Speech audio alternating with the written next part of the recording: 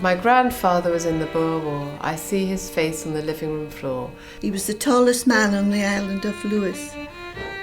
And his name was Angus, and he was big Angus. In the embers of a really red glowing fire, as children we saw pictures and told each other what we saw. Because he was the tallest man in Lewis, and he was called Big Angus. But when we were little, we always called him Sheniva. I don't know why. It must have some Gaelic connection. As in the embers of the glowing fire, as children we saw pictures and told each other. My parents came from Lewis. That's the Outer Hebrides. And the children there never spoke a word of English until they went to school. And they weren't allowed to speak Gaelic after that.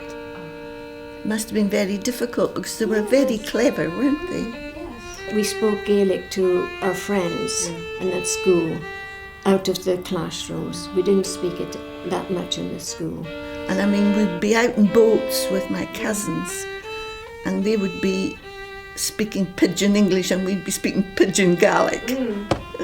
But when we were out playing, we spoke Gaelic, and my mother and father made a rule that when we were in the house, we spoke English so they could understand what we were saying. Just in case we were getting up to mischief. And people knew when you went over there, they didn't ask you what your name was, like my name wouldn't be Mary Livingston or whatever. You went by my father was known as Callum, Honich, which is the Gaelic for Kenneth, Ian. That was going back generations. My grandfather was in the Boer War. I see his face on the living room floor. Imagine, and now he's Father Time. I don't know why we called him Shenivar. It must have some Gaelic connection. Shenivar.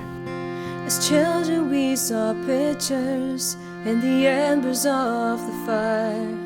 We would tell each other stories. Let me tell you what they are.